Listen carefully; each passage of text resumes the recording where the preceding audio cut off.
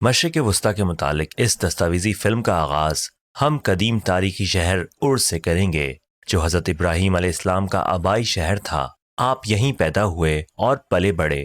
اس کے بعد میں آپ کو میسوپوٹیمیا کے قدیم شہر بابل لے چلوں گا۔ ہمارا اگلا پڑاؤ نجف اشرف میں ہوگا جو حضرت علی علیہ السلام کے دور خلافت میں نئی دولت اسلامیہ کا صدر مقام تھا۔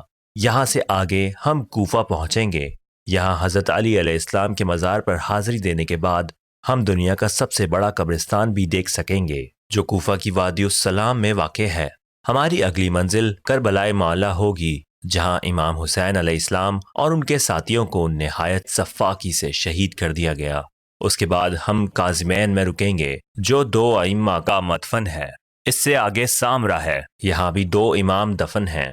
یہ جگہ مقام امام مہدی علیہ السلام بھی کہلاتی ہے۔ آپ دنیا کو امن کا گہوارہ بنا دیں گے۔ میری آخری منزل اربل ہوگی جو عراقی کردستان کا صدر مقام ہے۔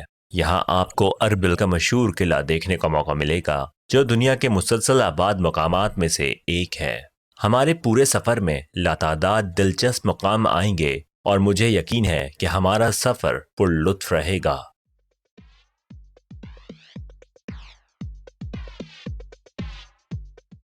عراق کے شہر بصرہ کے ہوائی اڈے پر اترتے ہی میں نے ار کا رخ کیا اور عراق کے قدیم تہذیبی مرکز میسوپوٹیمیا کا انتہائی اہم شہر تصور کیا جاتا تھا جہاں سمیری تہذیب پھلی پھولی۔ کبھی یہ ایک ساحلی شہر تھا جو دریائے فرات کے دہانے کے قریب خلیج فارس پر واقع تھا۔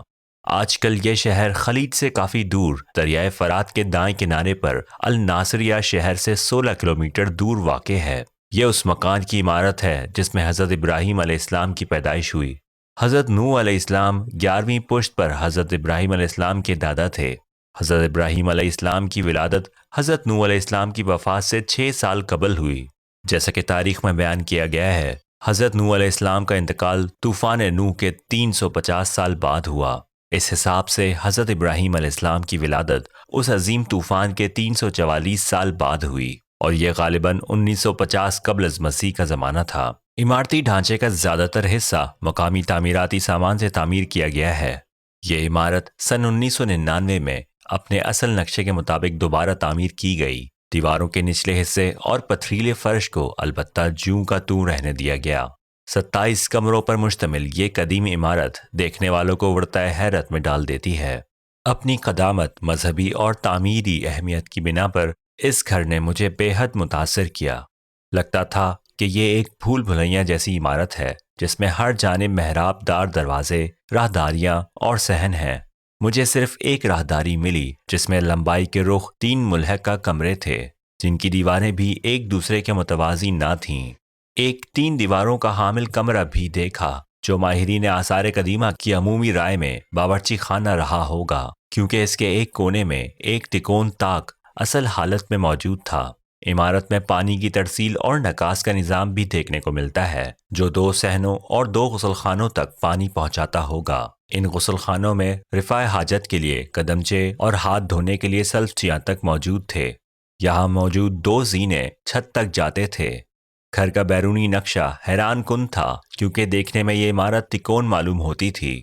3 دیواروں میں سے 2 ایک دوسرے سے فاصلے پر شروع ہوتی ہوئی آگے بڑھتے بڑھتے مل جاتی تھیں اور ایک گرتے ہوئے آنسو کا تاثر دیتی تھیں جس کا سرا مکان کے مغرب کی جانب معلوم ہوتا تھا۔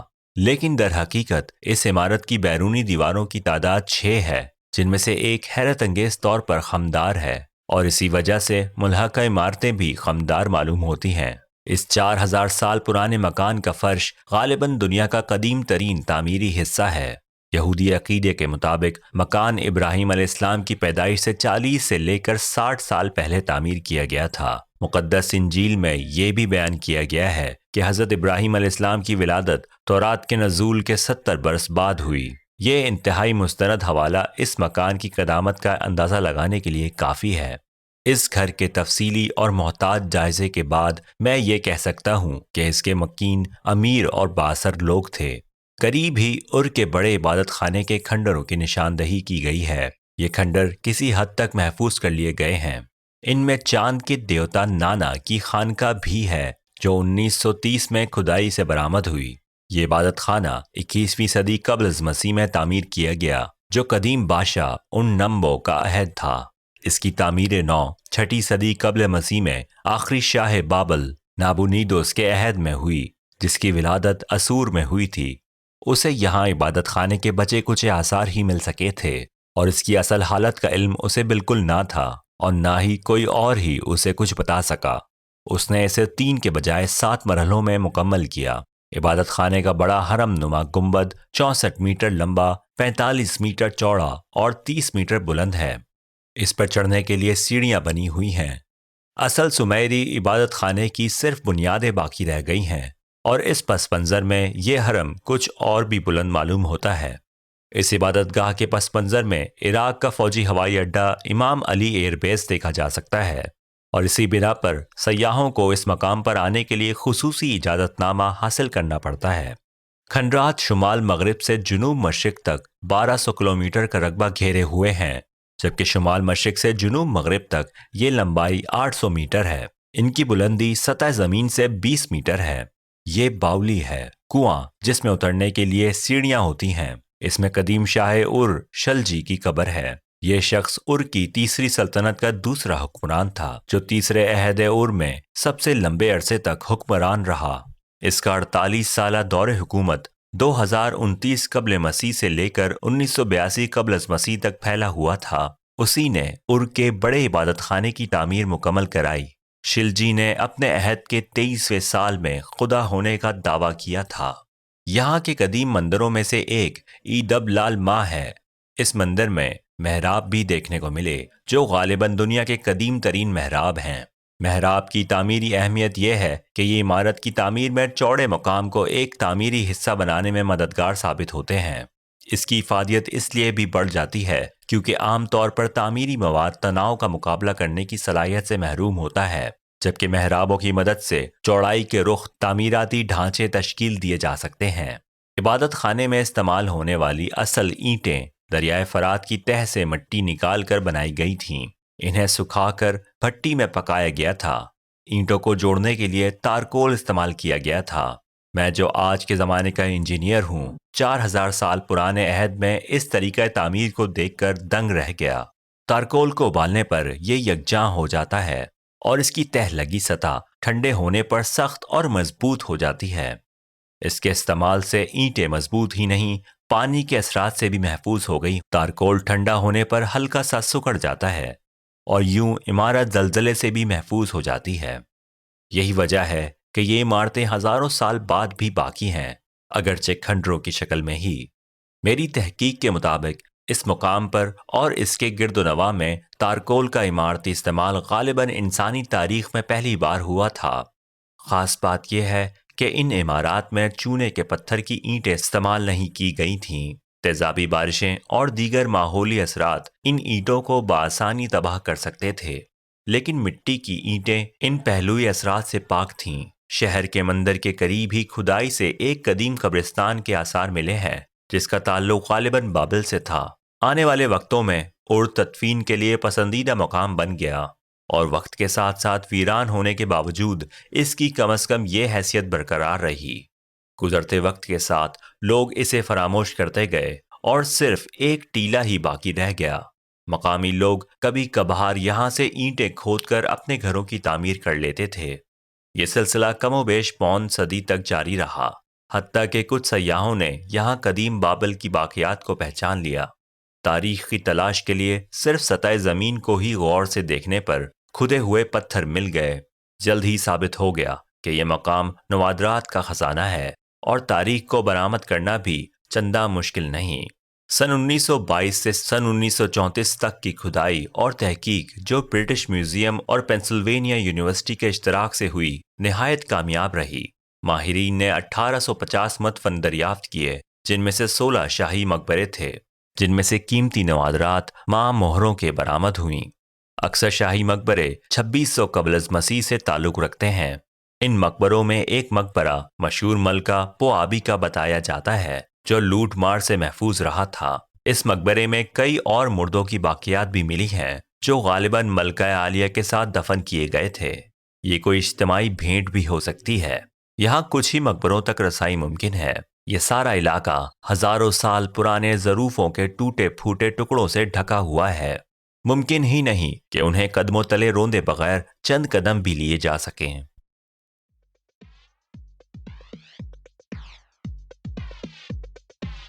یہ قلعہ نمرود ہے اور اور سے 320 کلومیٹر کے فاصلے پر واقع ہے۔ قلعے میں داخل ہوتے ہی ہمیں سبز گنبد والی ایک خوبصورت مسجد دکھائی دی۔ سیاح یہاں قلعے میں داخل ہونے سے پہلے اور نکلنے پر نوافل ادا کر سکتے ہیں۔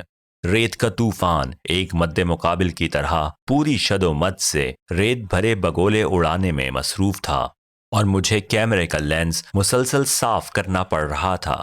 طوفان یقیناً خطرناک بھی ثابت ہو سکتا تھا اور ہمیں جلدی کرنے کی ضرورت تھی۔ یہی وجہ ہے کہ میں اعلیٰ پائے کی منظر کشی نہیں کر سکا، تو اس کے لیے معذرت۔ خیر، یہاں دیکھنے کو کھنڈر ہی ہیں۔ یہ دھندار کھنڈر بھی تاریخ کے 4000 سال پرانے خزانے اپنے اندر چھپائے ہوئے ہیں۔ وہ زمانہ جب بت پرستی اور توحید کے مابین کھلی جنگ کا آغاز ہوا۔ حضرت ابراہیم علیہ السلام نے واشگاف الفاظ میں حق پرستی کا اعلان بھی کیا اور دعوت بھی دی۔ اس زمانے میں بابل کا بادشاہ نمرود تھا۔ روایت ہے کہ حضرت ابراہیم علیہ السلام کے والد سارخ ان کے بچپن میں ہی انتقال کر گئے تھے۔ آپ کی پرورش آپ کے چچا آزر نے کی۔ آزر ایک ماہر اور مشہور بت تراش تھا۔ بہت بچپن سے ہی حضرت ابراہیم علیہ السلام بت سازی اور بت پرستی سے بیزاری محسوس کرتے تھے۔ آپ کی عمر 16 برس تھی جب آپ کو بت پرستوں کو ذکر پہنچانے اور بتوں کی ربوبیت کا پردہ چاک کرنے کی خاطر ایک تجویز سوجی۔ قصہ یوں ہے کہ ایک بڑے سماجی تہوار کی آمد تھی جس میں تمام اہل شہر کی شرکت ناگزیر سمجھی جاتی تھی۔ ہر شخص تقریب کی اختتامی ضیافت میں مدعو ہوتا تھا۔ حضرت ابراہیم علیہ السلام تہوار میں جانے کے بجائے شہر میں رک گئے، اور جب شہر کے خالی ہو جانے کا یقین ہو گیا تو آپ ایک بڑے کلہاڑے سے مسلح بت کدے میں پہنچے اور تمام بتوں کو توڑ پھوڑ ڈالا۔ آپ نے سب سے بڑے بت کو کوئی نقصان نہ پہنچایا اور کلہاڑا اس کے گلے میں لٹکا کر واپس آ گئے۔ اہل شہر واپس لوٹے اور اس صورتحال سے آگاہ ہوئے تو ششدر رہ گئے۔ ابراہیم علیہ السلام کی بتوں سے بیزاری سے تو وہ آگاہ ہی تھے اور تہوار میں نہ جانا بھی واضح تھا۔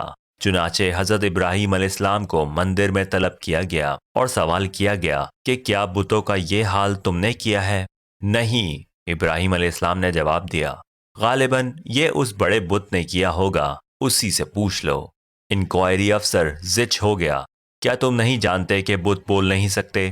یہ اس کا سوال تھا۔ تب ابراہیم علیہ السلام نے ٹھوس لہجے میں حاضرین کو مخاطب ہو کر کہا کہ کیا تم ان بتوں کو خدا مانتے ہو اور پوچھتے ہو جو نہ دیکھ سکتے ہیں، نہ سن سکتے ہیں اور نہ اپنا دفاع کر سکتے ہیں؟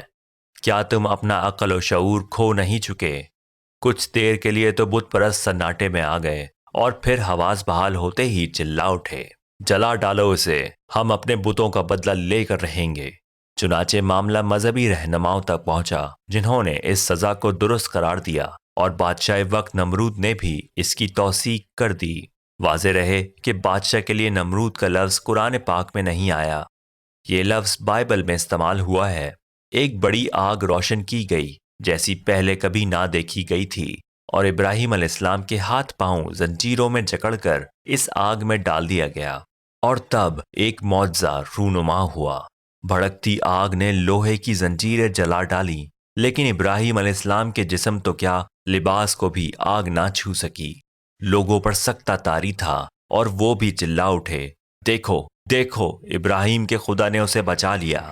واپسی میں ایک بورڈ نشاندہی کر رہا تھا کہ یہاں امام زین العابدین علیہ السلام رہا کرتے تھے۔ ہم وہ جگہ تلاش نہ کر سکے اور واپسی کی راہ لی۔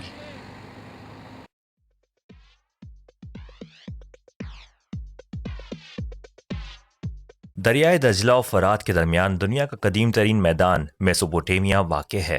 بابل کا سحر انگیز شہر اسی میدان میں واقع تھا۔ یہ غالباً دنیا کا قدیم ترین شہر تھا۔ یہ تاریخی شہر آج آثار قدیمہ سے مالا مال ہے۔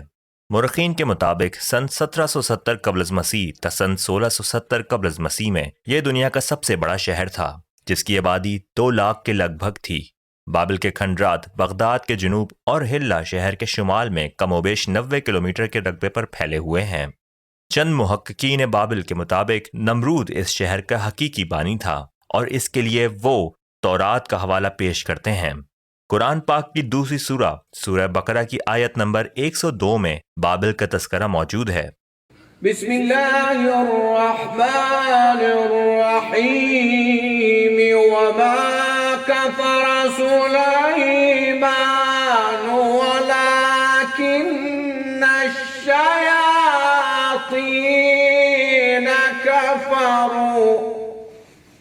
ولكن الشیاطین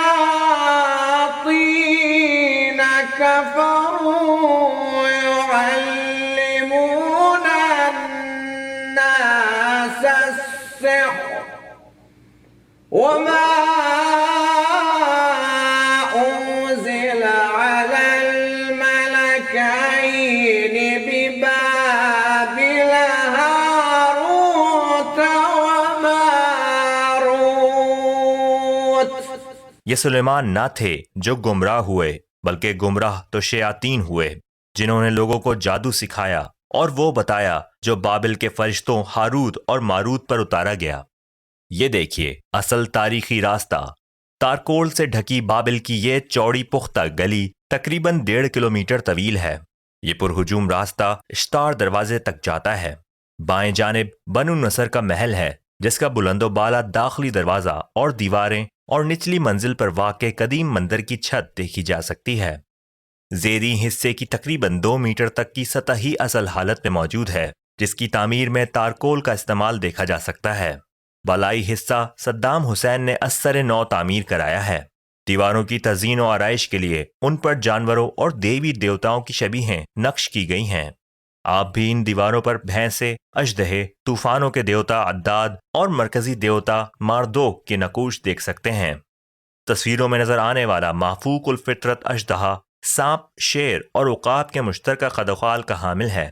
اس دیوار کو دیکھیے، اینٹیں اتنی چمکدار نہیں جتنی ان خوبصورت چمکدار دیواروں کی جن پر بھینسے، زرافے، عقاب، اژدہے اور شیر نقش کیے گئے ہیں۔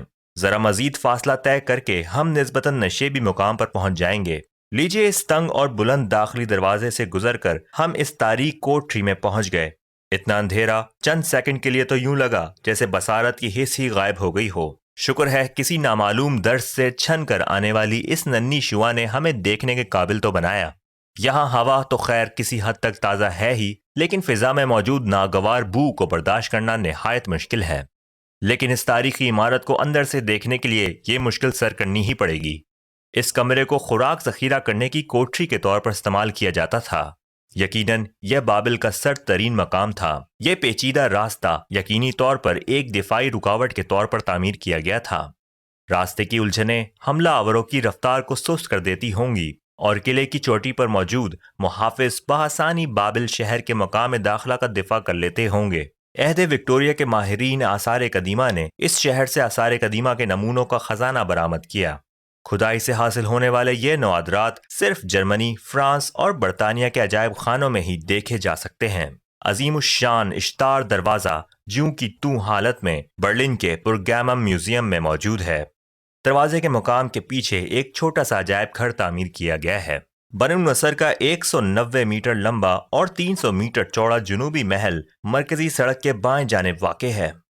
یہ محل دراصل 5 حویلیوں کا مجموعہ ہے۔ ہر حویلی وسیع صحن کے گرد چھوٹے بڑے کثیر التعداد کمروں پر مشتمل ہے۔ انہی میں 52 ضرب 25 میٹر کا وسیع ہال ہے جس میں تخت شاہی رکھا گیا تھا۔ یہ وسیع داخلی مقام دیکھیے جو ایک بے چھت کے کمرے تک لے جاتا ہے۔ گائیڈ نے مجھے بتایا کہ یہاں لوگ دن کے اوقات کا اندازہ سورج کی شعاؤں سے کرتے تھے۔ دیوار میں یہ سوراخ غالباً چراغ رکھنے کے لیے بنایا گیا تھا۔ میں نے یہاں 6 میٹر اونچے اور 1.5 میٹر چوڑے 2 اصل دروازے بھی دیکھے۔ ان قدیم تاریخی دروازوں پر بنائے گئے آرائشی نقوش میں پتھر کی چکیاں بھی موجود تھیں۔ دروازوں کی حالت بتا رہی تھی کہ اگر فوری طور پر ان کی حفاظت کے خاطر خواہ انتظامات نہ کیے گئے تو یہ انقضاء زمانہ کا شکار ہو جائیں گے۔ بابل شہر دریائے فرات کے دونوں طرف تعمیر کیا گیا تھا۔ دائیں اور بائیں کنارے پر اس کا رقبہ کم و بیش برابر ہے۔ شہر کو موسمی سیلابوں سے بچانے کے لیے ڈھلانی پشتے بھی تعمیر کیے گئے تھے۔ وقت کے ساتھ ساتھ اس کے رقبے اور عظمت میں اضافہ ہوتا گیا، لیکن رفتہ رفتہ یہ اسوری حکمرانوں کے قبضے میں آ گیا۔ تاہم بابل عمودی حکمرانوں کے عہد میں ہی ترقی کے بام عروج پر پہنچ گیا۔ خانہ بدوش عمودیوں نے اسے سمیری سلطنت کا عظیم شہر بنا دیا۔ عظیم عمودی بادشاہ حموربی نے، جو ایک جرنیل کی فراست و شجاعت کے ساتھ ساتھ ایک ذہین سیاستدان کا تدبر بھی رکھتا تھا، اس شہر کو ایک عظیم خود مختار ریاست میں تبدیل کر دیا۔ حموربی نے ریاستی قوانین اور سماجی اصلاحات کا تصور پیش کرنے کے ساتھ ساتھ عمومی قوانین کا ایک مجموعہ بھی متعارف کرایا۔ وہ حقیقت میں اپنی رعایا کی فلاح و بہبود میں دلچسپی لینے اور رکھنے والا حکمران تھا۔ ایک فلاحی ریاست کا تصور رکھنے والا حکمراں، ایسا تصور جس کا اس زمانے میں کوئی ادراک ہی نہ رکھتا تھا۔ اسوری حکمراں سینا چیرن کے زیر تسلط بابل پرانی اور بغاوت کی مستقل کیفیت میں رہا۔ باغیوں کی قیادت فش زب مردوک کر رہا تھا۔ سن 689 قبل از مسیح میں شہر کی دیواریں، عبادت گاہیں اور محلات بغاوت کو کچلنے کی جدوجہد کے دوران تباہ ہو گئے۔ سن 652 قبل از مسیح میں اسوریوں نے شہر کا محاصرہ کر لیا اور اہل شہر شکست خوردگی پر مجبور ہو گئے، لیکن بالآخر سن 626 قبل از مسیح میں بنو پلسر کی قیادت میں اسوریوں کو فیصلہ کن شکست ہوئی اور بابل نئی آزاد سلطنت کا پایہ تخت ٹھہرا۔ خود مختاری کے حصول کے بعد نئے حکمرانوں نے تعمیر و ترقی کے نئے دور کا آغاز کیا۔ بنو پلسر کے بیٹے بنو نصر دوم نے، جس کا عہد سن 605 سے سن 562 قبل از مسیح پر محیط تھا، بابل کو قدیم دنیا کے عجائبات میں سے ایک بنا دیا۔ بنو نصر نے تمام شاہی محلات اور باغات کی تعمیر نو کا حکم دیا۔ بابل کا بڑا عبادت خانہ بھی ان عمارتوں میں شامل تھا۔ اس نے چکنی مٹی سے اشتار گیٹ بنوانے کا حکم بھی دیا، جو بابل شہر کی حصاری دیوار کے 8 دروازوں میں سے سب سے زیادہ قابل دید تھا۔ اکثر عمارات جن کے آثار آج بھی باقی ہیں، بنو نصر دوم کے عہد میں ہی تعمیر ہوئی تھیں۔ اس باصلاحیت حکمراں نے سلطنت کی اندرونی تعمیر و ترقی کے ساتھ ساتھ مشرق و مغرب میں فتوحات کا سلسلہ بھی جاری رکھا اور ایک اتنی مضبوط سلطنت قائم کی جس کی مثال معلوم تاریخ میں نہیں ملتی۔ اس نے بابل کی تعمیر نو اور ترقی کے لیے سخت محنت کی اور اس کی وسعت میں بھی اضافہ کیا۔ اس کے عہد میں بابل شہر کا رقبہ 10 مربع کلومیٹر سے تجاوز کر گیا تھا، جو 18 کلومیٹر کے احاطے میں قائم تھا۔ شہر دوہری حفاظتی دیوار سے گھرا ہوا تھا، جس میں سے بیرونی دیوار کی 3 تہیں تھیں۔ بیرونی دیوار کی پہلی تہ 7 میٹر دبیز تھی اور یہ چکنی مٹی سے بنائی گئی تھی۔ دیوار کی دوسری 7 میٹر چوڑی تہ اینٹوں سے تعمیر کی گئی تھی، جبکہ تیسری تہ کی دبازت 3 میٹر تھی اور یہ بھی اینٹوں سے تعمیر کی گئی تھی۔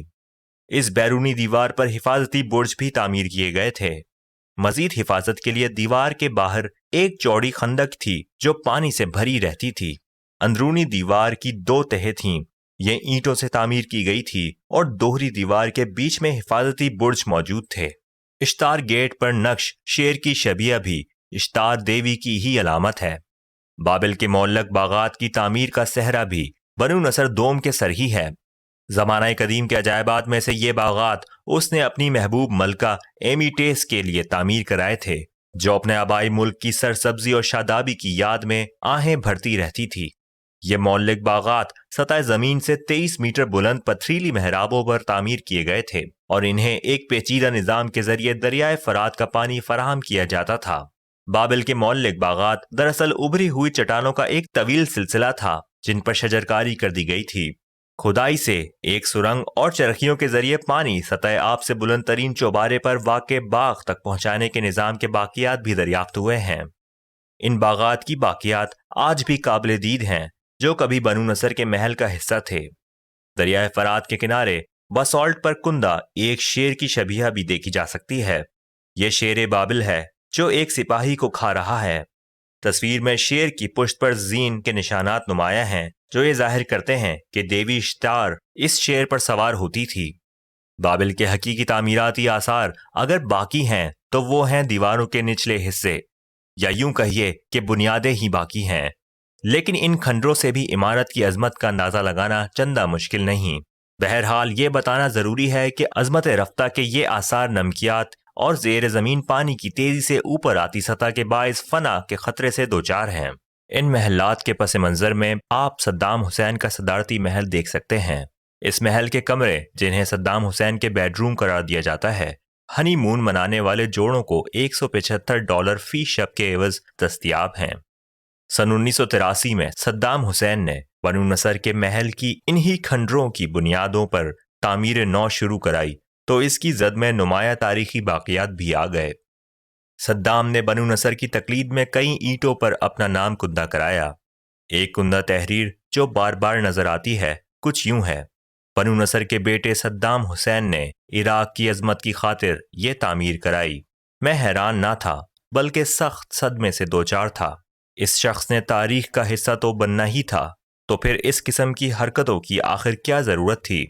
میں تو یہ فیصلہ بھی نہیں کر پا رہا تھا کہ میں تعمیر نو کو دیکھنا چاہتا ہوں یا تاریخی باقیات کو۔ یہ دنیا کا وہ حصہ ہے جہاں قدم قدم پر تاریخ بکھری پڑی ہے۔ مشرق وسطیٰ میں جہاں بھی سیاحت کے لیے گیا، یہ بات خاص طور پر دیکھنے میں آئی کہ مقامی لوگوں کے دلوں میں ان مقامات کے لیے واجبی احترام ہی پایا جاتا ہے۔ حکومتوں کا رویہ بھی خاصا غیر سنجیدہ ہے۔ مقدس مقامات کی حامل سرزمین سعودی عرب تک میں کئی مذہبی اہمیت کے حامل مقامات کی اثر نو تعمیر کر دی گئی ہے اور اصل عمارتوں کے اوپر کئی گنا بڑی عمارتیں کھڑی کر دی گئی ہیں۔ ایک عام کہاوت ہے کہ جب آپ کسی کی طرف ایک انگلی اٹھاتے ہیں تو آپ کی 3 انگلیاں آپ ہی کی جانب اشارہ کر رہی ہوتی ہیں۔ حقیقت تو یہ ہے کہ ہم میں سے ہر ایک نے اس تخریب میں اپنا حصہ ڈالا ہے۔ یہاں بمباری ہوئی، بدنام زمانہ فوجی اڈہ الفا کیمپ قائم ہوا، سرزمین بابل پر ہیلی پیڈ بنانے کی غرض سے اسے ہموار کیا گیا، اور یہ علاقہ جس کے ہر مربع انچ سے تاریخ برآمد ہوئی ان نقوش سے محروم ہو گیا جو اس نے وقت کی دست برد سے بھی محفوظ کر لیے تھے۔ اور تو اور ایک علاقے کو فوجی گاڑیاں ٹھہرانے کے لیے موزوں کیا گیا۔ یہی کچھ حضرت ابراہیم علیہ السلام کے آبائی شہر اور میں بھی کیا گیا، اور یہ سب کچھ جو کسی ٹھوس جواز کی موجودگی میں بھی کرنے سے پہلے 100 بار سوچنا اور 1000 بار ٹالنا چاہیے تھا، ہمارے دانشمند قائدین نے بس یوں ہی کر دیا۔ سکندر اعظم نے تو اپنی مفتوح شہر پارسی پولیس کو آگ لگا کر ایک رقاصہ کے حسن اور فن کو خراج پیش کیا تھا۔ ہمارے آقاؤں نے اپنی تاریخی عظمت اپنے آقاؤں کے شوق حرب کی بھینٹ چڑھا دی۔ گھروں کو روانہ کئی امریکی سپاہی تلاشی کے دوران یہاں سے چرائے گئے نوادرات کی چوری کے مرتکب پائے گئے۔ میں یقین سے کہہ سکتا ہوں کہ اتحادی فوجوں کی واپسی نوادرات کے ٹنوں وزنی خزانے کے ساتھ ہوئی ہوگی۔ اس وسیع میدان میں ہر طرف ہزاروں پختہ اینٹیں جو سورج کی تپتی دھوپ میں سینکی گئی ہوں گی بکھری پڑی ہیں۔ ان پر لکھی ہوئی قدیم تحریریں ان کو تاریخی رومانویت عطا کرتی ہیں۔ مٹی کے برتنوں کے لاتعداد ٹکڑے بھی ہر طرف بکھرے نظر آتے ہیں۔ کچھ تو میرے قدموں کے نیچے بھی آ گئے۔ میں کچھ تو اٹھا ہی سکتا تھا، لیکن ایک پختہ کار سیاح کی طرح میں نے ایک مہذب مہمان ہونے کا ثبوت دیا اور اس تاریخی مقام کی شاندار میزبانی سے لطف اندوز ہوتے ہوئے ہر چیز کو جوں کا توں چھوڑ دیا۔ مشرق وسطیٰ کے تاریخی مقامات نسبتاً زیادہ تیزی سے تباہی سے دوچار ہو رہے ہیں۔ سب سے زیادہ خطرہ تو انہیں انتہا پسند طالبان انداز کی حکومتوں سے ہے۔ خودکش بمبار، فضائی حملے، لوٹ مار اور کچھ نہیں تو عدم توجہ اور مناسب دیکھ بھال کا فقدان وہ عوامل ہیں جو یہاں کے تاریخی خزانے کو مسخ کر کے رکھ سکتے ہیں۔ میں نے اس ویڈیو میں ان مقامات کو محفوظ کر کے ان کی حفاظت کے کام میں اپنا مختصر سا حصہ ڈال دیا ہے، اور آئندہ بھی مجھے جب بھی موقع ملا میں ایسا کرتا رہوں گا۔ مجھے یقین ہے اور بھی لوگ ہیں جو مجھ سے بہت زیادہ اچھی طرح اس کام کو کر سکتے ہیں اور یقیناً کریں گے۔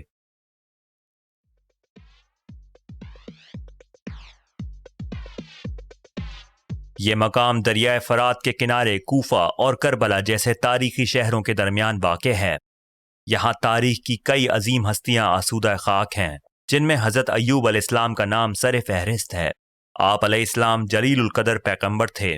آپ علیہ السلام کا شمار علاقے کے انتہائی آسودہ حال افراد میں ہوتا تھا۔ اللہ تعالیٰ نے آپ کی شکر گزاری کی آزمائش کا فیصلہ کیا اور ہر نعمت آپ علیہ السلام سے چھن گئی۔ آپ علیہ السلام کے صبر و رضا نے آپ علیہ السلام کی آزمائش کو کامیاب کیا اور اللہ تعالیٰ نے آپ علیہ السلام کو اس ابتلا میں سے نکالنے کا فیصلہ کیا۔ اپنے رب کے حکم سے پیغمبر علیہ السلام نے زمین پر پاؤں مارا اور وہیں چشمہ جاری ہوا۔ اس چشمے کے پانی سے غسل کرنے پر آپ کی بیماری دور ہو گئی۔ یہ آزمائش کا خاتمہ تھا۔ آپ علیہ السلام کی صحت بحال ہوئی، اولاد عطا ہوئی اور دنیاوی دولت بھی واپس مل گئی۔ خدا تعالیٰ نے آپ کو ہر نعمت واپس لوٹا دی۔ انتقال کے بعد ہلا کا مقام آپ کا مدفن بنا۔ ہلا کے قریب ہی ایک مقام مسیب ہے۔ یہاں حضرت امام حسین علیہ السلام کے چچا زاد بھائی اور قریبی ساتھی جناب مسلم بن عقیل کے دو صاحبزادے جناب محمد اور جناب ابراہیم محو آرام ہیں۔ مسلم بن عقیل کو حضرت امام حسین علیہ السلام نے اپنا قاصد بنا کر کوفہ بھیجا تھا۔ آپ علیہ السلام کو شہید کر دیا گیا اور آپ کے کم سن صاحبزادوں 10 سالہ ابراہیم اور 8 سالہ محمد کو قید خانے میں ڈال دیا گیا۔ جب قید خانے کے محافظ کو بچوں کے حسب و نسب کا علم ہوا تو اس نے انہیں آزاد کر دیا۔ رات کی تاریکی میں بچے دریائے فرات کے کنارے پاپیادہ دشمن کے نرغے سے نکلنے کے لیے بھاگ دوڑ رہے تھے۔ آخر ایک درخت کی گھنی شاخوں میں چھپ کر صبح ہونے کا انتظار کرنے لگے۔ دریائے فرات پر پانی بھرنے کے لیے آنے والی ایک عورت نے بچوں کو دیکھ لیا اور ان کے بارے میں جان کر انہیں اپنے گھر لے گئی، جہاں اس کے شوہر نے بچوں کو قتل کرنے کا منصوبہ بنایا تاکہ عبید اللہ ابن زیاد گورنر کوفہ سے انعام حاصل کر سکے، جو اس نے بچوں کا سر لانے والے کو دینے کا اعلان کر رکھا تھا۔ حارث نامی ملعون شخص نے بچوں کو تلوار سے قتل کر کے ان کے سر تن سے جدا کر ڈالے، ان کے جسم دریا برد کیے اور سر جہنمی ابن زیاد کے پاس لے گیا۔ آل ابو طالب کے 2 جواہر خاک ہلا میں ابدی نیند سو رہے ہیں۔ ہلا سے 30 کلومیٹر کے فاصلے پر سورہ کا مقام ہے۔ یہاں امام موسیٰ کاظم علیہ السلام کے صاحبزادے جناب قاسم کی آخری آرام گاہ ہے۔ عباسی خلفاء امام موسیٰ کاظم علیہ السلام کی مقبولیت سے خائف تھے اور آپ علیہ السلام کی اولاد ان کے لیے مسائل پیدا کر سکتی تھی، چنانچہ وہ آل امام سے نجات پانے کے غرض سے انہیں پریشان کرتے رہتے تھے۔ چنانچہ امام علیہ السلام کے صاحبزادگان مختلف علاقوں کی جانب روپوش ہو گئے۔ انہی میں امام علی رضا علیہ السلام بھی تھے، جو ایران کے شہر مشہد چلے گئے اور وہیں قیام پذیر ہوئے، جبکہ فاطمہ بنت موسیٰ کاظم علیہ السلام ایران کے شہر قم چلی گئیں۔ آپ کو معصومہ قم کے نام سے جانا جاتا ہے۔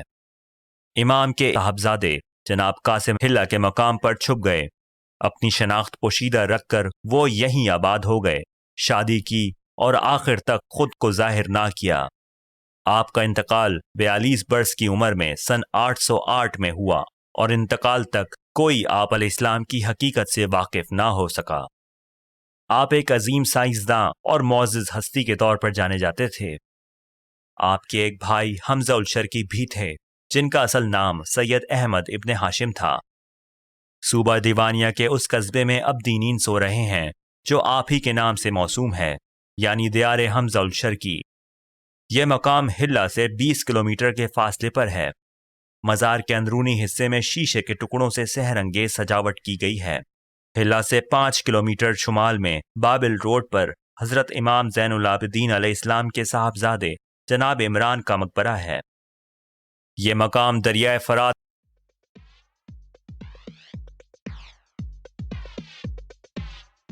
نجف بغداد سے 160 کلومیٹر جنوب میں کوفہ سے 6 میل کے فاصلے پر واقع ہے۔ یہ شہر حضرت علی علیہ السلام کا مدفن ہے۔ آپ نے خارجی ابن ملجم کے قاتلانہ حملے کے نتیجے میں شہادت پائی اور آپ علیہ السلام کو آپ کی وصیت کے مطابق کوفہ کے ایک نامعلوم مقام پر دفن کر دیا گیا۔ بنو امیہ کے آپ علیہ السلام کی جانب جارحانہ رویے کے باعث آپ کی تدفین کو مکمل طور پر خفیہ رکھا گیا۔ 75 برس تک آپ علیہ السلام کی قبر کے متعلق کسی کو معلوم نہ ہو سکا، تاکہ خلافت عباسیہ کے زمانے میں امام جعفر صادق علیہ السلام نے آپ علیہ السلام کے مدفن کی نشاندہی کی اور اس کے بعد شیعان علی نے اس پر مزار تعمیر کرایا۔ اس وقت یہ شیعہ مسلک کا تیسرا مقدس ترین مقام زیارت ہے۔ اس انتہائی خوبصورت یادگار کی آرائش دیکھنے والے کو گنگ کر دیتی ہے۔ بڑا گنبد مکمل طور پر خالص سونے سے ڈھکا ہوا ہے اور صرف اس پر استعمال ہونے والے سونے کے پتھروں کی تعداد 7,777 ہے، جبکہ 35 میٹر بلند 2 مینار سونے کی 40,000 ٹائلوں سے تعمیر کیے گئے ہیں۔ مزار کی بیرونی آرائش میں سب سے نمایاں سنہرا رنگ ہے جو سونے کی کثرت نے اسے عطا کیا ہے، جبکہ اندرونی حصہ طویل دیواری نقاشی سے آراستہ ہے۔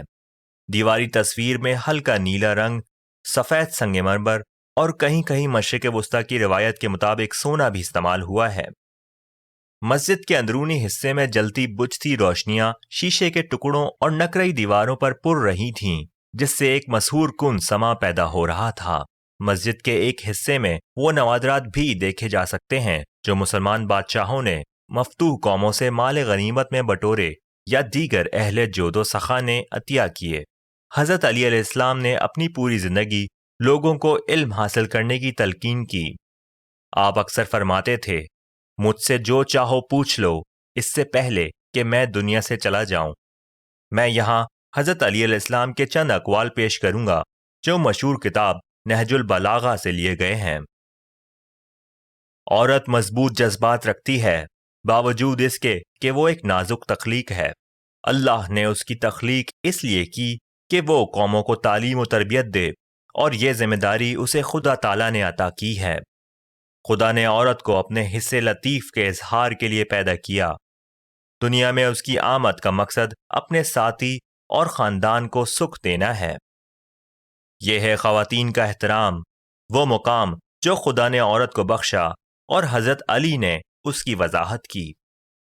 آگے ملاحظہ کیجیے، حسن سلوک پر کچھ خرچ نہیں آتا، لیکن آپ اس سے سب کچھ خرید سکتے ہیں۔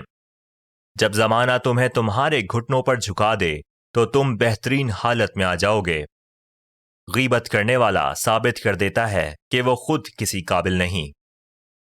موقع پر انکار کر دینا کسی کو طویل آس دینے سے بہتر ہے۔ کیا یہ تعجب کی بات نہیں کہ انسان جب کسی چیز سے خوف میں مبتلا ہوتا ہے تو اس سے دور بھاگتا ہے، اور جب خدا سے ڈرتا ہے تو اس کا رخ کرتا ہے۔ زندگی میں دو وقت آتے ہیں، ایک تمہارے لیے اور ایک تمہارے خلاف۔ جب وقت تمہارے ہاتھ میں ہو تو غرور مت کرو، اور جب تمہارے خلاف ہو تو صبر کرو۔ یہ دونوں ہی وقت امتحان ہیں۔ دانش سے بڑی کوئی دولت نہیں، اور جہالت سے بڑی کوئی محرومی نہیں۔ تہذیب سے بڑی کوئی وراثت نہیں، اور نیک صلاح سے زیادہ کوئی تقویت نہیں۔ دنیا میں ایسے رہو کہ اگر تم مر جاؤ تو لوگ روئیں، اور اگر زندہ رہو تو وہ تمہاری محبت کے خواہش مند ہوں۔ ناکامیاں بزدلی اور خوف کا نتیجہ ہوتی ہیں، اور مایوسیاں خود اعتمادی کی کمی کے نتیجے میں جنم لیتی ہیں۔ عیش کا وقت تابستان میں چھاؤں کی مانند ہے، اس لیے کبھی اچھے کام کرنے کا موقع ضائع مت کرو۔ دوستی کا امتحان 3 موقعوں پر ہوتا ہے: ضرورت کے وقت، تمہاری غیر موجودگی میں اس کا رویہ، اور تمہارے مرنے کے بعد اس کا رویہ۔ ہم حضرت علی علیہ السلام کی شخصیت کو الفاظ میں تو بیان نہیں کر سکتے، لیکن ان کے ذریع قول سے ان کی شخصیت کا مکمل تاثر ضرور حاصل کر سکتے ہیں۔ یہاں یہ ذکر دلچسپی سے خالی نہ ہوگا کہ صدام حسین کے دور حکومت سے پہلے تک نجف اسلامی تعلیمات اور علوم کی تعلیم کا بڑا مرکز تھا، اور طلباء ان علوم کی تحصیل کے لیے اس شہر میں آیا کرتے تھے۔ میرے والد محترم مولانا عارف حسین مجتہد 1950 کی دہائی میں یہاں اعلیٰ تعلیم کے لیے آئے تھے۔ عظیم مذہبی عالم آیت اللہ ستانی صاحب آج کل نجف میں ہی مقیم ہیں۔ آپ کی رائے دینی معاملات میں مستند ہے۔ محترم آیت اللہ کی رہائش گاہ جناب علی علیہ السلام کے مزار کے قریب ہی واقع ہے۔ خوش قسمتی سے مجھے ان سے ملاقات کا موقع مل گیا۔ کمال مہربانی سے انہوں نے مجھے زر نجف جڑی ایک انگوٹھی تحفے کے طور پر پیش کی۔ یہاں قریب ہی وادی السلام واقع ہے۔ وادی السلام کے معنی ہیں امن کی وادی۔ یہاں ایک تاریخی قبرستان ہے جو دنیا کا سب سے بڑا قبرستان مانا جاتا ہے۔ 1500 ایکڑ رقبے پر اس قبرستان میں 50 لاکھ قبریں موجود ہیں۔ یہ دنیا کا واحد قبرستان ہے جہاں تقریباً 1400 سال سے تدفین کا سلسلہ جاری ہے۔ اکثر میتوں کی تدفین خانہ دار قبروں میں کی گئی ہے، اور یہی وجہ ہے کہ یہاں مردوں کی اتنی کثیر تعداد کو جگہ مل گئی ہے۔ اہل تشیع کے نزدیک اس قبرستان میں دفن ہونا نہایت باسعادت ہے۔ ان کا عقیدہ ہے کہ تمام نیک روحیں اسی قبرستان میں جمع ہوتی ہیں، چاہے ان کے خاکی جسد کہیں بھی دفن ہو جائیں۔ یہاں دفن ہونے والوں میں پیغمبروں سے لے کر بادشاہ، شہزادے، سلاطین اور تمام دنیا سے یہاں دفن ہونے کے خواہش مند شیعہ حضرات کی میتیں مدفن کے لیے پہنچائی جاتی ہیں۔ بعض لوگوں کا ماننا ہے کہ حضرت علی علیہ السلام نے اس مقام کو جنت کا حصہ قرار دیا تھا۔ آیت اللہ اعظم شہید امام باقر الصدر، جنہیں صدام حسین نے قتل کرایا تھا، یہیں دفن ہیں۔ میں نے یہاں میل و چہل قدمی کی، لیکن دوسرا سرا نہ پا سکا۔ میں اس بات کا گواہ ہوں کہ یہاں محو آرام نفوس کا تعلق پوری دنیا سے ہے۔ یہاں قبریں پکی اور پلستر شدہ ہیں۔ یہ زمین کی سطح سے بلندی پر ہیں۔ بعض قبروں پر پلاسٹک کے پھول اور گلدستے بھی دیکھنے کو ملے جن کے چمکتے رنگ صحرا کی گرم دھوپ سے ماند پڑ گئے تھے۔ قبروں کا درمیانی فاصلہ بمشکل 1 فٹ ہوگا۔ بعض قبروں پر کمرہ نما گنبد تعمیر کر دیے گئے ہیں جو ایک خاندان کی قبروں کو باقی قبروں سے الگ کرتے ہیں۔ ایسا صرف صاحب ثروت ورثہ ہی کر سکتے ہیں۔ کچھ مخصوص انداز کی زیر زمین قبریں بھی دیکھیں جن کو دیکھنے کے لیے زینے کی مدد سے تہ خانے نما چھوٹے سے کمرے میں اترنا پڑتا ہے۔ میں نے بھی نیچے اتر کر ایسی قبروں کو دیکھا۔ سن 1930 سے سن 1940 عیسوی تک کی قبروں کا اپنا مخصوص انداز تھا۔ ان کی بلندی 3 میٹر کے قریب اور قبر کی ڈھیری گول تھی۔ عراق میں بدامنی کے زمانے میں جب باغی قبروں کے بیچ پیچیدہ راستوں میں چھپتے تھے تو عراقی فوجی اپنی پرانی قبروں کی تفریق کیے بغیر قبرستان میں بلڈوزر چلا دیتے تھے۔ آج بھی قبرستان جانے والی سڑک کے کناروں پر ٹوٹے پھوٹے پنجروں کے ڈھیر لگے ہوئے ہیں۔ یہ غالباً سن 2003 کی لڑائی کے دوران عراقی ملیشیا کو روکنے کے لیے کیا گیا تھا، کیونکہ عراقی سپاہی اس قبرستان میں چھپ کر شب خون مارا کرتے تھے۔ امریکی فوجی اس قبرستان میں گھسنے کے لائق نہ تھے۔ پیچ در پیچ راستے اور زیر زمین یادگاریں ہر قدم پر ان کو الجھا سکتی تھیں۔ صرف مقامی سپاہی ہی تھے جو ان سب بھول بھلیوں سے واقف تھے، اور وہ اندر آنے والوں پر حملہ کر کے کسی خفیہ زیر زمین پناہ گاہ میں چھلاوے کی مانند غائب ہو جاتے تھے۔ کچھ شیعہ حضرات اپنی اولاد کو وصیت کرتے ہیں کہ ان کی تدفین نجف لے جا کر وادی السلام کے قبرستان میں کی جائے۔ بہت سے لوگ اپنے پیاروں کی خواہش کی تکمیل مالی وسائل کی کمی کے باعث نہیں کر سکتے اور انہیں امانتاً مقامی قبرستان میں دفن کر دیتے ہیں، اور بعد میں مناسب وقت پر میت کو قبر سے نکال کر نجف میں تدفین کے انتظامات کر دیے جاتے ہیں۔ پاکستان میں نے 2 موقعوں پر قبر کشائی کا مشاہدہ کیا۔ مہینوں پہلے دفن کیے گئے جسد خاکی اتنی تازہ حالت میں تھے گویا ابھی دفن کیے گئے تھے۔ خیال کیا جاتا ہے کہ حضرت صالح علیہ السلام اور حضرت ہود علیہ السلام کی قبریں بھی اسی قبرستان میں ہیں۔ قرآن پاک میں حضرت صالح علیہ السلام کا ذکر 8 بار اور حضرت ہود علیہ السلام کا ذکر 23 بار آیا ہے۔ دونوں اصحاب جلیل القدر پیغمبر تھے۔ حضرت صالح علیہ السلام کو قوم سمود کی جانب بھیجا گیا تھا۔ آپ نے پہاڑ میں سے زندہ اونٹنی نکالنے کا معجزہ دکھایا۔ نافرمان قوم سمود نے اسے مار ڈالنے کی دھمکی دی کیونکہ وہ اتنا پانی پی جاتی تھی کہ دیگر جانور پیاس سے رہ جاتے تھے۔ حضرت صالح علیہ السلام نے انہیں بتا دیا کہ اس اونٹنی کو مار ڈالنے پر وہ عذاب الہی کی زد میں آ جائیں گے، لیکن اہل سمود باز نہ آئے اور اونٹنی کو مار ڈالا، اور اس کی پاداش میں ان پر عذاب الہی تباہ کن زلزلے اور بھڑکتی آگ کی شکل میں نازل ہوا۔ اہل سمود دولت مند لوگ تھے اور مالی خوشحالی نے انہیں طاقت و مضبوطی بھی بخش دی تھی۔ یہ لوگ بت پرست تھے۔ یہی حال حضرت ہود علیہ السلام کی قوم کا تھا۔ خدا نے انہیں ثروت و طاقت سے نوازا تھا، لیکن وہ اللہ کا شکر ادا کرنے کے بجائے بتوں کی پوجا کی جانب مائل ہو گئے۔ حضرت ہود علیہ السلام نے انہیں بتوں کی پوجا سے باز آنے کو کہا اور توحید کی تلقین کی، لیکن انہوں نے پیغمبر کی آواز پر کان نہ دھرا۔ خدا کے حکم سے تمام قوم ہلاک ہو گئی سوائے پیغمبر ہود علیہ السلام اور چند اہل ایمان کے۔ وادی السلام میں یہ جگہ مقام امام جعفر صادق علیہ السلام کہلاتا ہے، اگرچہ اس جگہ کو یہ نام دینے کے سلسلے میں کوئی مستند روایت موجود نہیں۔ ہم نے یہاں 2 رکعت نماز ادا کی۔ آخر میں ہم نے وہ کنواں بھی دیکھا جس کے متعلق بتایا جاتا ہے کہ امام مہدی علیہ السلام اس کے پانی سے غسل کرتے تھے۔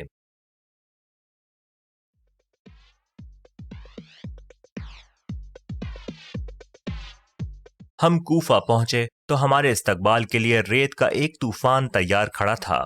طوفانوں کے اٹھنے کے مقامات تو سب ہی جانتے ہیں کہ نامعلوم ہوتے ہیں اور یہ غائب بھی آنن فانن ہو جاتے ہیں، لیکن ان کی کارکردگی ہمیشہ ہی شک و شبہ سے بالاتر ہوتی ہے۔ اب دیکھ لیجئے کہ اس طوفان سے اڑنے والی ریت میرے کیمرے کے شیشوں میں گھس گئی اور اس کا فوری طور پر صاف کرنا ممکن نہ تھا۔ خیر دیکھی جائے گی، کوفہ کی سیر تو کر لیں۔ اس شہر میں ہماری پہلی منزل وہ مقام تھا جہاں امام علی علیہ السلام اپنے دور خلافت میں اپنے اہل خانہ کے ساتھ مقیم رہے۔ میں نے اس عمارت کے اصل حالت میں فوٹو دیکھے تھے۔ تعمیر نو سے اس کی حالت تو بہتر ہو گئی ہے، لیکن ظاہری حالت بالکل بدل گئی ہے۔ اس زمانے تک مدینہ منورہ اسلامی سلطنت کا دارالحکومت تھا۔ حضرت علی علیہ السلام نے حقیقی ٹھوس نظریاتی اور دفاعی وجوہات کی بنا پر عراق کے شہر کوفہ کو صدر مقام بنا دیا۔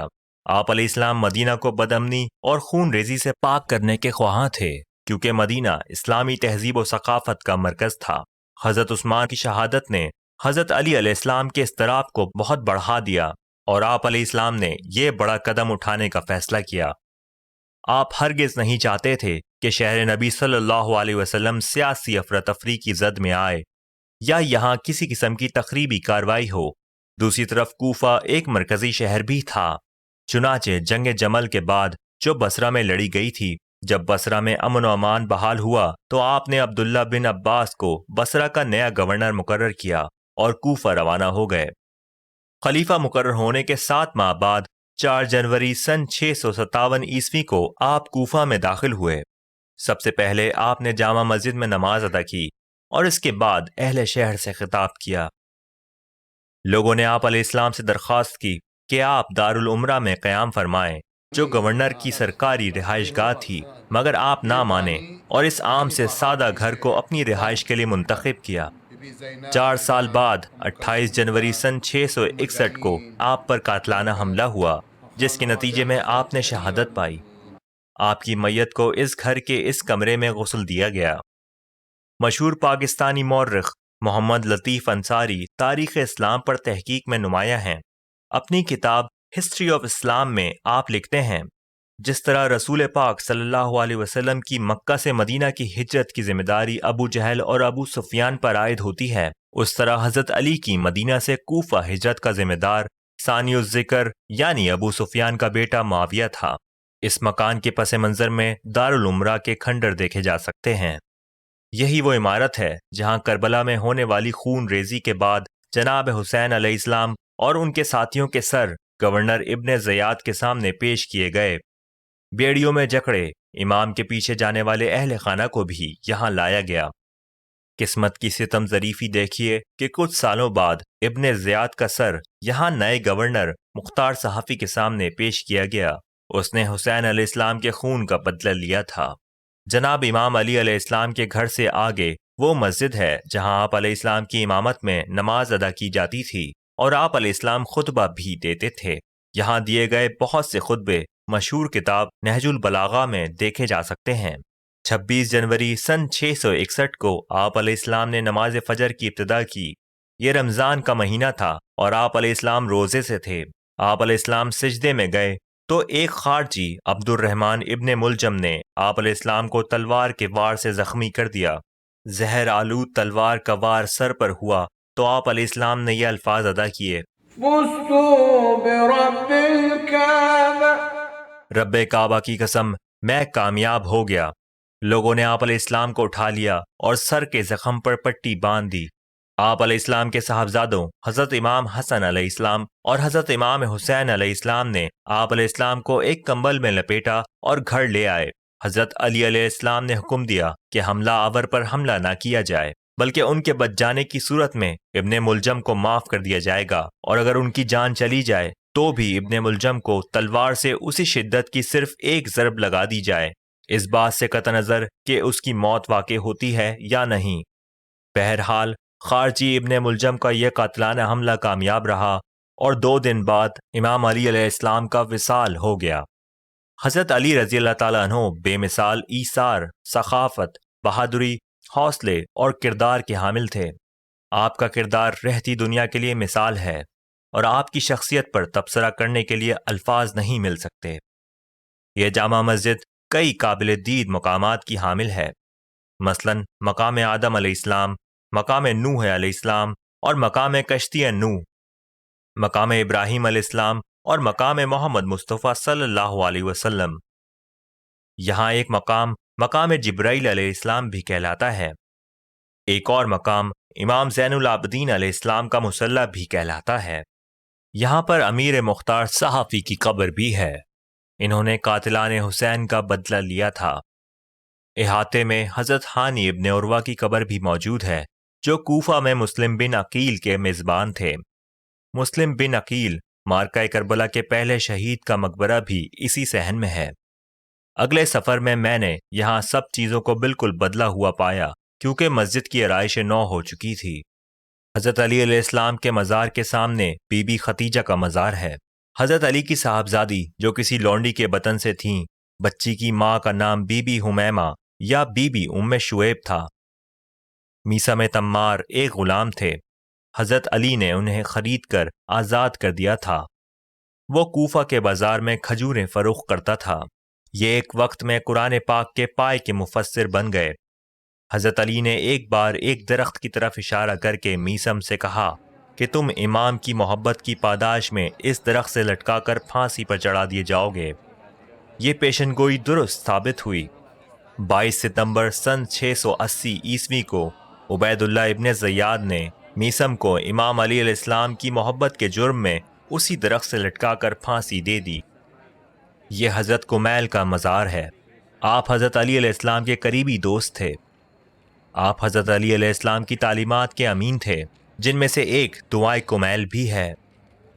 آپ کی عمر 84 برس تھی جب حجاج کے حکم پر آپ کا سر قلم کر دیا گیا، کیونکہ آپ کی حضرت علی رضی اللہ تعالیٰ عنہ سے محبت و عقیدت حجاج کے لیے ناقابل برداشت تھی۔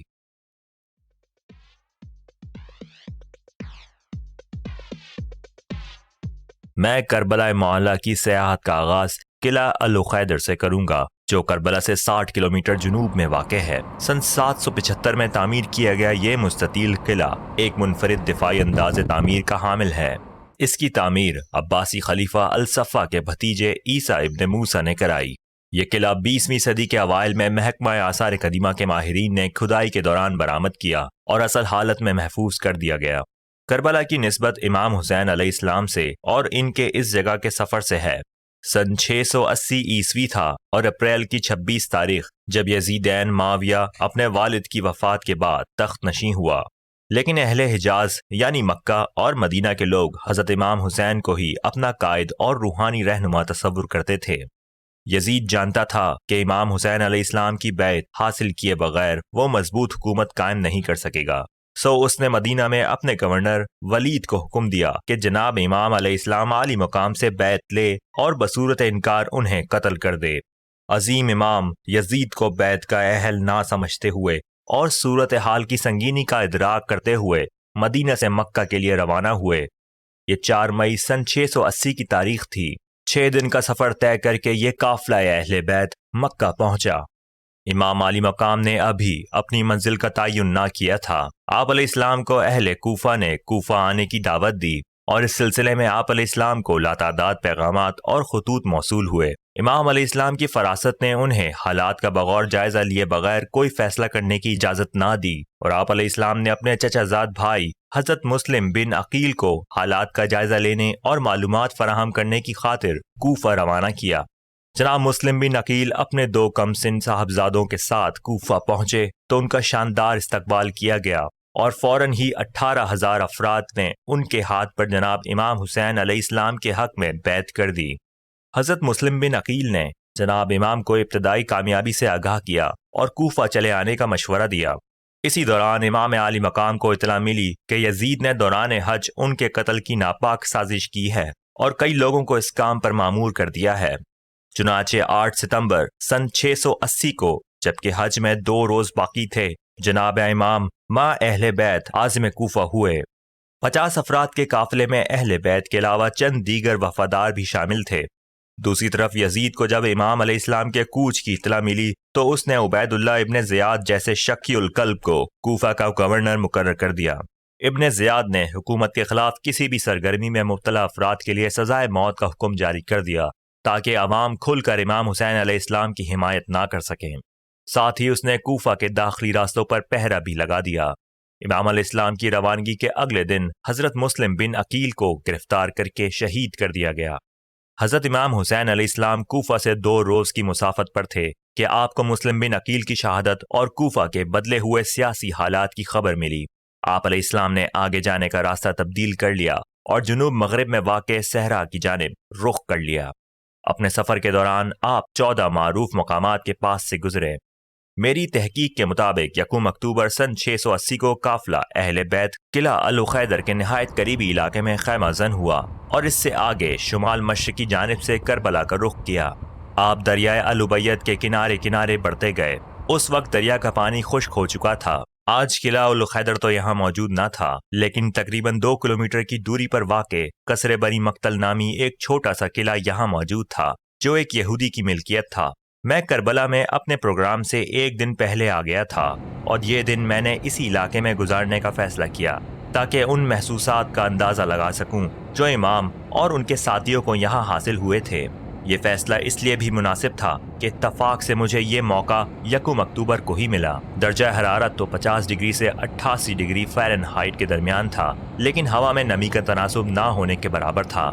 اپنی مسلسل پیاس کو مٹانے کے لیے میں ہر 15 منٹ بعد پانی پی رہا تھا۔ میرا خیال تھا کہ یہ علاقہ ریتیلا ہوگا، لیکن یہاں کی مٹی غیر متوقع طور پر چکنی تھی۔ اس بنجر علاقے میں صحرائی پودے تک نایاب معلوم ہو رہے تھے، اور عراق جہاں 4 سو آوارہ اونٹ دیکھنے کو ملتے ہیں، یہ مقام ان سے محروم تھا، کیونکہ زمین پر دور دور تک سبزے کا نشان نہ تھا۔ میں نے ان حالات کا تصور کیا جب جناب امام بے سر و سامانی اور راضی برضائے الہی حالت میں یہاں سے گزرے ہوں گے۔ سورج سے تپتے صحرا میں پیاس کی شدت اور سرد صحرائی رات کی خنکی۔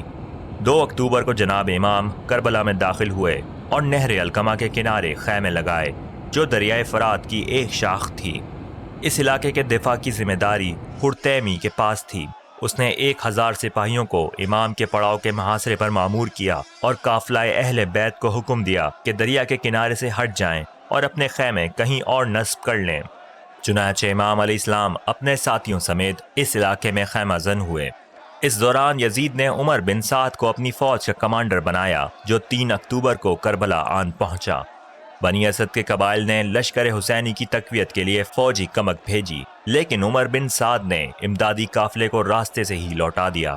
یہاں یہ بتانا دلچسپی سے خالی نہ ہوگا کہ صدیوں سے قبیلہ بنی اسد کے لوگ امام حسین علیہ السلام کے روزے پر ٹولیوں کی شکل میں آتے ہیں اور اپنی بے بسی کی بنا پر امام کی مدد نہ کر سکنے پر معافی کے خواستگار ہوتے ہیں۔ 3 دن بعد شمر مزید 4000 فوجوں کے ساتھ آن پہنچا۔ امام حسین علیہ السلام اور عمر بن سعد کے درمیان کئی ملاقاتیں ہوئیں، لیکن امام نے ہر بار یزید کی بیعت سے انکار کر دیا۔ ادھر کسی نے ابن زیاد کو یہ اطلاع دے دی کہ عمر بن سعد امام حسین علیہ السلام کے لیے اپنے دل میں نرم گوشہ رکھتے ہیں۔ چنانچہ عمر بن سعد کو ہٹا کر شمر کو فوج کا کمانڈر بنا دیا گیا۔ 7 اکتوبر کو امام عالی مقام علیہ السلام کی فوج کا پانی کاٹ دیا گیا۔ 8 اکتوبر کو پانی کے ذخائر ختم ہو گئے۔ 9 اکتوبر کی سہ پہر یزیدی فوج نے امام علیہ السلام کے پڑاؤ کی جانب پیش قدمی شروع کر دی۔ امام جانتے تھے کہ لڑائی کا حکم اور اہل بیت کے قتل کا حکم کوفہ سے جاری ہوا ہے۔ آپ آخری بار عمر بن سعد سے ملے اور 1 رات کی مہلت مانگی۔ عمر بن سعد مان گیا۔ اسی دوران کوفہ کے چند لوگ انفرادی طور پر امام کی مدد کو آن پہنچے۔ اس شب امام علیہ السلام نے تمام اہل بیت اور دیگر ساتھیوں کو اکٹھا کر کے وہاں سے چلے جانے کو کہا، کیونکہ یہاں رکنے اور لڑنے کا مطلب یقینی موت تھا۔ تمام لوگوں نے امام علیہ السلام کو بتا دیا کہ وہ 1 قدم پیچھے نہ ہٹیں گے اور آخر تک امام علیہ السلام کے ساتھ شانہ بشانہ ہوں گے۔ پانی کے ذخائر کبھی کے ختم ہو چکے تھے اور پیاس کی شدت بچوں کے لیے جان لیوا ثابت ہو رہی تھی۔ چنانچہ امام علیہ السلام نے بریر ہمدانی کو چند لوگوں کے ساتھ پانی لینے دریا پر بھیجا، اور ایک شدید لڑائی کے بعد وہ کچھ پانی لانے میں کامیاب ہو گئے۔ رات میں یزید کی فوجوں کے شب خون مارنے کا خطرہ و خدشہ موجود تھا، چنانچہ پڑاؤ کے گرد ایک خندق کھود دی گئی۔ اس مقام پر امام علیہ السلام نے ایک عارضی خیمہ بھی لگوا دیا تاکہ شہداء کے خاکی جسد اس میں رکھے جا سکیں۔ یہ مقام الفستال کہلاتا ہے۔ یہاں زخمیوں کی مرہم پٹی کا بندوبست بھی موجود تھا۔ یہاں ایک نو تعمیر شدہ مسجد حسینیہ امام الاسر الپاکستانی کے نام سے موجود ہے۔ مسجد کی اندرونی آرائش پاکستانی امام بارگاہوں کی مانند ہے، یعنی آرائش میں علم، کتبے اور تصویریں استعمال کی گئی ہیں۔ 10 نومبر کی صبح امام حسین علیہ السلام نے اپنے بھائی حضرت عباس کو حکم عطا کیا اور 79 افراد پر مشتمل مختصر سی فوج کی قیادت سونپی۔ ان 79 سپاہیوں میں 14 سے لے کر 80 سال تک کی عمر کے مجاہد موجود تھے۔ اچانک حر ابن یزید الریہ اپنے بھائی، 2 بیٹوں اور تقریباً 27 سپاہیوں کے ساتھ یزیدی فوج کو چھوڑ کر امام علیہ السلام کی فوج سے آن ملا، یہ جانتے ہوئے بھی کہ موت یقینی ہے۔ جناب امام علیہ السلام نے حملے میں پہل نہ کرنے کا حکم دیا تھا۔ حر نے امام علیہ السلام سے حملے میں پہل کرنے کی اجازت حاصل کر لی اور اس فوج پر چھپٹا جس کا وہ کل تک کمانڈر تھا۔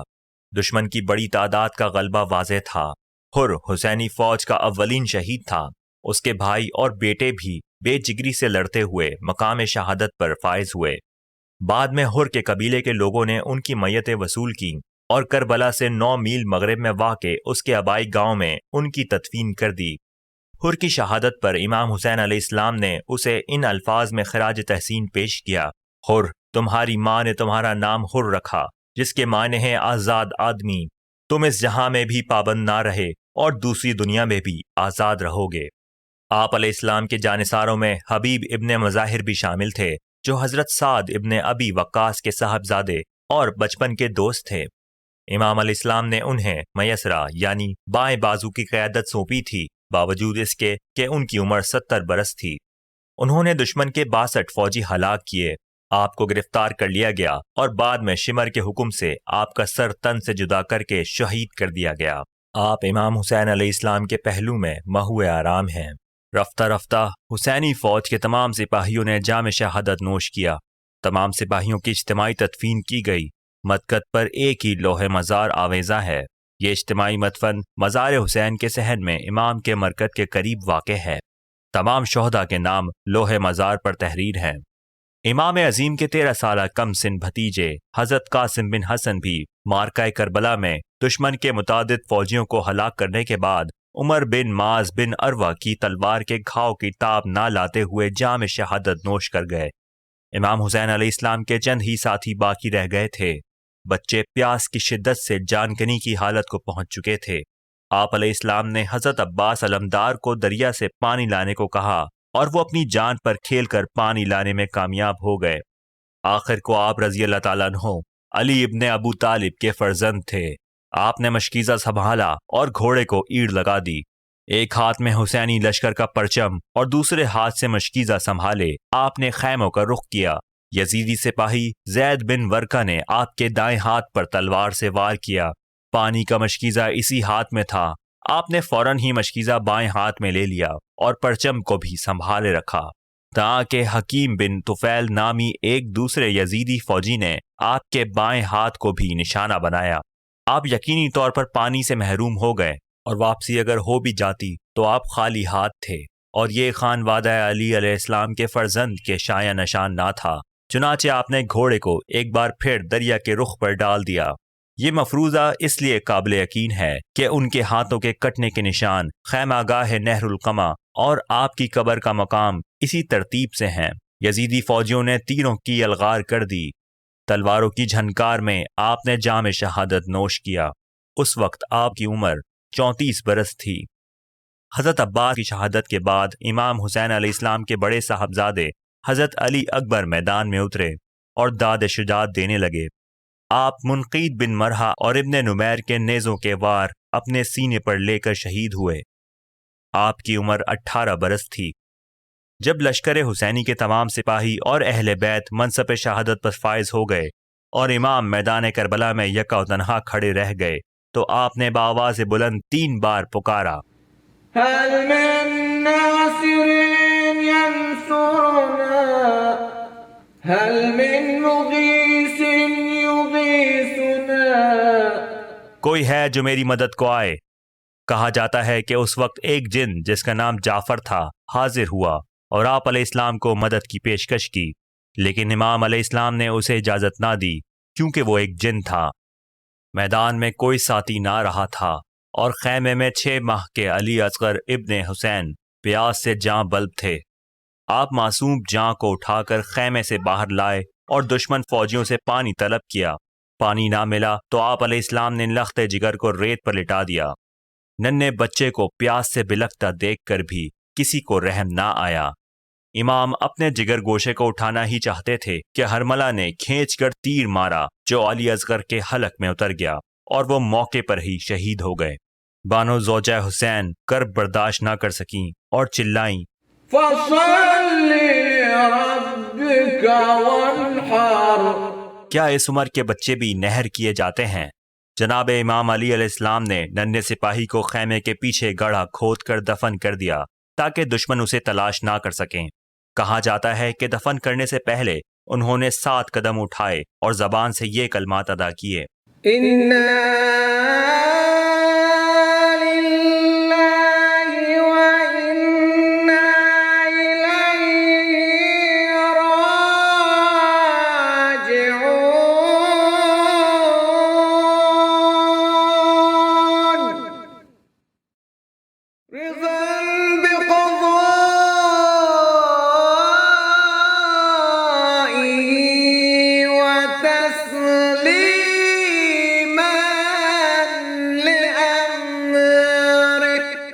لِلَّهِ وَإِنَّا إِلَيْهِ راجعون۔ بدقسمتی سے اگلے دن شقی القلب دشمن نے نیزے گاڑ گاڑ کر ننھے بچے کی قبر تلاش کر لی اور سر قلم کر کے شہداء کی لاشوں کے ساتھ رکھ دیا۔ شیر خوار فرزند کو دفن کرنے کے بعد حسین ابن علی علیہ السلام خیمے میں واپس آئے اور خاندان کی خواتین سے مخاطب ہوئے۔ آخری گفتگو کے بعد میدان جنگ کو پلٹ آئے اور یزیدی فوجیوں کو مخاطب کر کے فرمایا، اے لوگو، کیا تم جانتے ہو کہ میں کون ہوں؟ کیا میں پیغمبر خدا کی آل نہیں ہوں؟ کیا تم نہیں جانتے کہ میں فاطمہ زہرا کا بیٹا اور سب سے پہلے اسلام قبول کرنے والی خاتون حضرت ختیجہ کا نواسہ ہوں؟ کیا میں شہداء اسلام کے سردار حمزہ کا کچھ نہیں لگتا؟ لوگو، اس امامے کو پہچانو جو میرے سر پر ہے۔ یہ خدا کے آخری رسول صلی اللہ علیہ وسلم میرے نانا کا امامہ ہے۔ یہ دیکھو میرے ہاتھ میں میرے والد علی شیر خدا کی تلوار ہے۔ کیا میں اس شخص کا بیٹا نہیں جس نے 9 عمر لڑکوں میں سب سے پہلے اللہ کے رسول صلی اللہ علیہ وسلم کا ساتھ دینے کا اعلان کیا؟ وہ جو علم اور شجاعت میں لسانی تھے، میرے باپ علی ابن ابی طالب تھے۔ کیا تم اس شخص کے بیٹے کے خون کے چھینٹے اڑانے جا رہے ہو جو سب مسلمانوں میں محترم تھا؟ ہاں، ہم جانتے ہیں کہ تم کون ہو، لیکن ہم تمہیں مار ڈالیں گے، عمر بن سعد نے چلا کر کہا۔ پھر وہ اپنے ساتھیوں سے مخاطب ہو کر بولا، حسین پر رحم مت کھاؤ اور اسے مار ڈالو۔ امام حسین علیہ السلام نے جواب دیا، تم نے لڑائی کا ارادہ کر لیا ہے تو میں ضرور لڑوں گا۔ میں موت سے خوفزدہ نہیں ہوں، میں عزت کی موت کو ذلت کی زندگی پر ترجیح دوں گا۔ اب میں تمہیں علی ابن ابی طالب کی شجاعت بھی دکھاؤں گا۔ امام حسین علیہ السلام نے اپنی تلوار بے نیام کی اور دشمن پر ٹوٹ پڑے۔ شروع میں تو ایک کے بعد ایک سے مقابلہ ہوا اور بھوک پیاس اور زخموں کی شدت سے نڈھال امام بے جگری سے لڑتے رہے۔ آپ علیہ السلام نے مخالفین کو کامیابی سے موت کے گھاٹ اتارا۔ عمر بن سعد نے اپنے بہترین جنگجو جناب امام علیہ السلام کے مقابلے پر بھیجے جو سب کے سب پسپا ہو گئے۔ کوئی بھی امام عالی مقام کے قریب آنے کی جرات نہ کر سکا۔ امام نے رکاب پر پاؤں رکھا۔ ان کی نگاہیں حضرت عباس علمدار کی لاشے پر گڑ گئیں۔ آپ بھائی سے مخاطب ہوئے، عباس، کیا تم نے اپنے بھائی کو لڑتے ہوئے دیکھا؟ پیاس سے نڈھال اور غموں سے چور بھائی نے کیسا مقابلہ کیا؟ اسی وقت عمر بن سعد نے حکم دیا کہ امام علیہ السلام پر تیروں کی بارش کر دی جائے۔ کہا جاتا ہے کہ اس وقت جبرائیل علیہ السلام ظاہر ہوئے اور حسین علیہ السلام کو مخاطب کر کے کہا،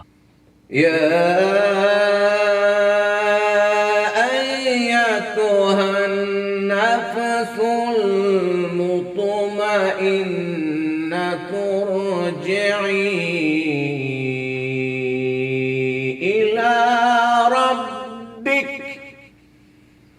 ارجعي إلى ربك راضية مرضية۔ خدا تمہاری بہادری سے بہت خوش ہے۔ یہی وہ لمحہ ہے جب تم اپنی جان دے کر اسلام کو زندہ کرنے جا رہے ہو۔ شہادت کی گھڑی آن پہنچی۔ آقا حسین علیہ السلام کی روح پر سلام اور رحمت ہو، اور تم اپنے رب کی طرف لوٹو گے اور اس کے نام سے فیض یاب ہوگے۔ القرآن سورہ الفجر۔ تیروں کی بوچھاڑ میں امام نے تلوار نیام میں ڈال دی اور سر جھکا لیا۔ مردود ابو الحطفاف جافی نے امام علیہ السلام کے سر کا نشانہ لے کر تیر چلایا۔ امام علیہ السلام تیر کھینچ کر نکال رہے تھے کہ ایک اور تیر سینے پر لگا۔ اگلا وار صالح بن وہاب نے کیا۔ اس نے نیزے سے حملہ کیا جو پہلو سے نکل گیا۔ زخموں نے امام کو نڈھال کر دیا اور وہ گھوڑے کی پشت سے نیچے ڈھلک گئے۔ صحرا کی ریت نے آپ کے دائیں گال کو چھوا۔ امام علیہ السلام نے اٹھنے کی کوشش کی تو ورعا بن شریک نے ان کے دائیں ہاتھ پر تلوار سے وار کیا۔ آپ علیہ السلام پھر ریت پر گر گئے۔ سنان بن انس نے امام کے سینے اور پسلیوں پر نیزے سے وار کیا۔ امام علیہ السلام نے ایک بار پھر اٹھنے کی کوشش کی تو ملک بن نصیر نے امام علیہ السلام کے سر پر تلوار سے ضرب لگائی اور ورا بن شریک نے کندھے کو نشانہ بنایا۔ حسین بن نمیر نے چہرے کا نشانہ لیا تو ابو ایون غنوی نے امام کی گردن پر تیر چلایا۔ نصر بن حارشہ نے تلوار کا وار کیا اور صالح بن وہاب نے سینے پر نیزے سے وار کیا۔ زخموں سے چور امام اٹھنے کے قابل نہ رہے تو بزدل شمر آگے بڑھا اور سر تن سے جدا کر کے نیزے پر چڑھا دیا۔ شہادت کے وقت امام کی عمر 56 برس تھی۔ کہتے ہیں کہ امام علیہ السلام کی ہمشیرہ بی بی زینب ایک چھوٹی سی پہاڑی سے لڑائی دیکھ رہی تھیں۔ یہ پہاڑی آج کل طلائے زینبیہ کہلاتی ہے۔ 10 محرم کا آغاز حضرت علی اکبر کی اذان سے ہوا اور اختتام امام علی مقام کی شہادت پر۔ جان لے کر بھی ظالموں کی تسکین نہ ہو سکی تھی۔ امام علیہ السلام کے تن سے ایک ایک دھجی نوچ لی گئی۔ اخان بن مرصاد نے امام علیہ السلام کی پگڑی لوٹ لی۔ اسحاق بن حاشورہ نے قمیض اور ابہار بن کعب نے پاجامہ لوٹ لیا۔ اسود بن خالد جوتوں کا حقدار بنا تو عمر بن سعد نے ہتھیار ہتھیا لیے۔ تلوار جامی بن خلق ازدی کے حصے میں آئی۔ جب انگلی سے انگوٹھی نہ اتری تو بشدال بن سلیم نے انگلی کاٹ کر انگوٹھی حاصل کر لی۔ ظلم کی انتہا تب ہوئی جب 10 گھڑ سواروں نے امام علیہ السلام کے جسم کو گھوڑوں کی ٹاپوں تلے رونڈ ڈالا۔ کہا جاتا ہے کہ اس وقت جنگل سے ایک شیر نمودار ہوا اور گھوڑے خوفزدہ ہو کر بھاگ گئے۔ کہا جاتا ہے کہ یہ شیر بی بی فضا نے بھیجا تھا جو حضرت فاطمہ کی کنیز تھیں۔ سورج افق میں ڈوب رہا تھا جب یزیدی فوجیوں نے مال غنیمت کی تلاش میں خیموں کا رخ کیا۔ ہر خیمے کو لوٹ لیا گیا۔ اہل بیت کی تمام خواتین اور بچیوں کی چادریں چھین لی گئیں۔ جناب فاطمۃ الزہرا کی بیٹیوں کے سروں پر چادریں نہ رہیں۔ سکینہ بنت حسین علیہ السلام کے کانوں سے بالیاں کھینچ لی گئیں تو ان کے کانوں کی لوئیں پھٹ گئیں، اور جب بچی نے اپنے نقاب کو ہاتھ لگانے سے روکا تو اسے تھپڑ مارا گیا۔ خانوادہ نبی صلی اللہ علیہ وسلم کی بیویوں کے خیمے نظر آتش کر دیے گئے۔ یہ شام غریباں تھی۔ ہر سو وحشت، غربت اور تنہائی تھی۔ خانہ شبیر علیہ السلام کی ویرانی پہلی شب کی ہر گھڑی گزری گھڑی سے زیادہ تاریک تھی۔ تمام مرد جان پر کھیل چکے تھے اور یہ سب کھلے آسمان تلے صحرا کی لمحہ لمحہ سرد ہوتی ریت پر پناہ گزین تھے۔ سبط نبی صلی اللہ علیہ وسلم کی بہنیں جناب سیدہ زینب اور سیدہ کلثوم، خاندان کے واحد بچ جانے والے بیمار مرد علی ابن حسین زین العابدین کی سلامتی کے لیے مسلسل فکر مند تھیں اور سب غموں کو نظر انداز کر کے بھتیجے کے لیے خاموش پہرے دار بنی تھیں۔ صدیوں پر محیط یہ ویران رات بہت سی گزر چکی تھی جب حور کی بیوہ ستم رسیدوں کے لیے کھانا اور پانی لے کر پہنچ پائی۔ 11 اکتوبر کو خانوادہ حسین علیہ السلام کو جنگی قیدی بنا کر کوفہ روانہ کر دیا گیا تاکہ انہیں عمومی گورنر کوفہ ابن زیاد کے سامنے پیش کیا جا سکے۔ شہداء کی تدفین خانوادہ نبوت پر ٹوٹنے والی قیامت صغریٰ کے 3 دن بعد قبیلہ بنو اسد والوں نے کی۔ کیا یہی یزیدی سوچ آج اسلام کے نام پر نہیں اپنا لی گئی ہے؟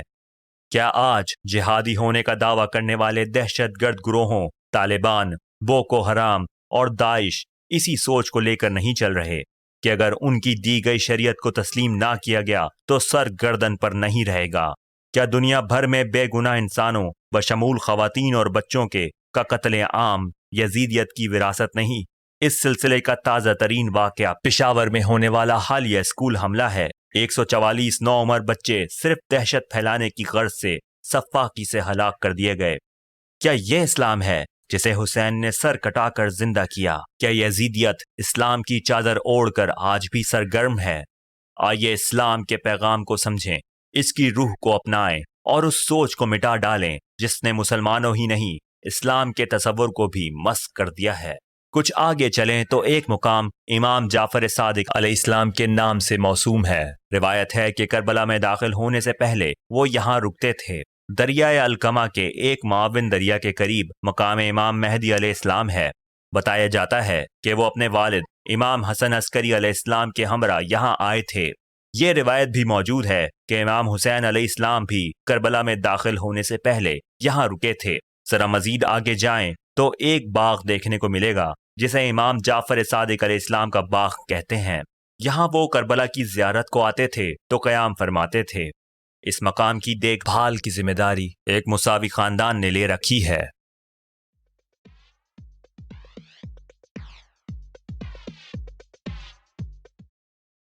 مسجد الخادمین بغداد کے نواح میں واقع ہے۔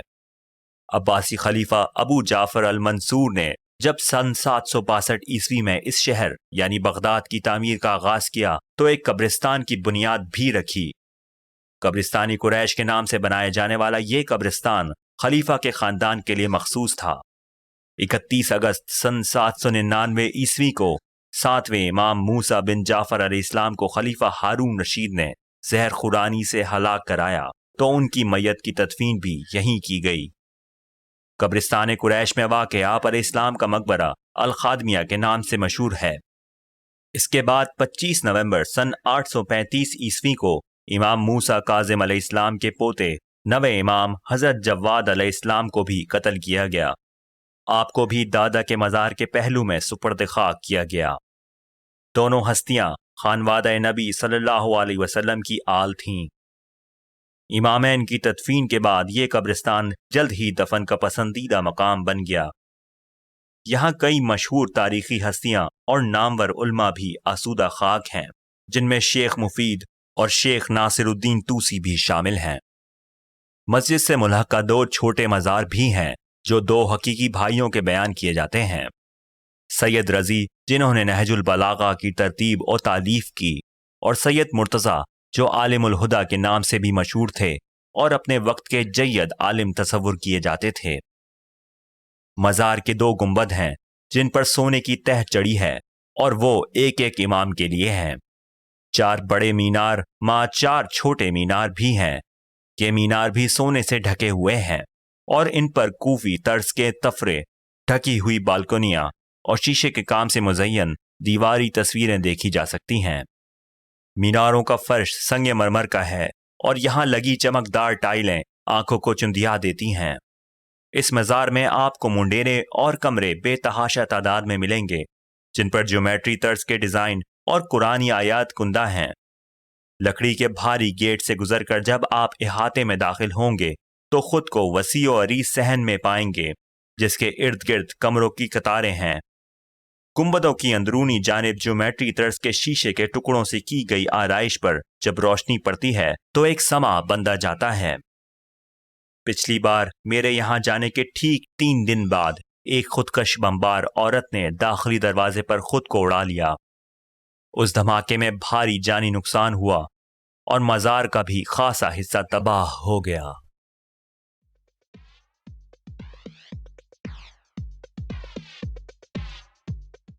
بغداد سے سامرا جاتے ہوئے ہم بلاد نامی قصبے میں کچھ دیر کو رکے۔ اس قصبے کی وجہ شہرت امام علی نقی علیہ السلام کی وجہ سے ہے۔ عام طور پر آپ علیہ السلام کو سید محمد نقی کے نام سے پکارا جاتا ہے۔ آپ امام حسن عسکری علیہ السلام کے بھائی تھے۔ بلاد نامی اس قصبے میں جو سامرا کے نواح میں واقع ہے، آپ علیہ السلام کی یادگار موجود ہے۔ یہاں پہنچ کر مجھے یاد آ گیا کہ پچھلی بار میری یہاں آمد سے 3 دن پہلے یہاں ایک کار بم دھماکہ ہوا تھا جس میں امام علیہ السلام کے مزار کو کافی نقصان پہنچا تھا۔ یہ خانقاہ جو العسکریہ کے نام سے مشہور ہے، 10ویں اور 11ویں امام کا مرکز بھی ہے۔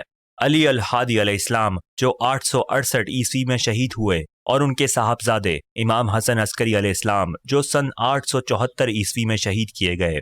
آپ علیہ السلام کو آپ کے جلیل القدر والد کے پہلو میں دفن کیا گیا۔ اس مقام پر 12ویں امام جناب مہدی علیہ السلام کی یادگار بھی موجود ہے۔ ہم مزار پر پہنچے تو ایک عجیب سے منفی احساس کی زد میں آ گئے۔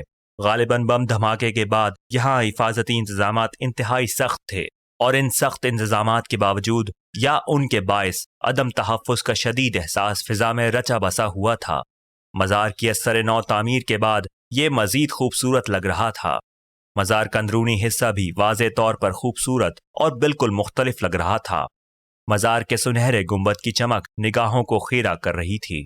یہ گنبد جس کا محیط 68 میٹر ہے، اور اس کی سجاوٹ 72,000 سنہری پتھروں سے کی گئی ہے۔ اسلامی دنیا کے چند انتہائی بڑے گنبدوں میں شمار ہوتا ہے۔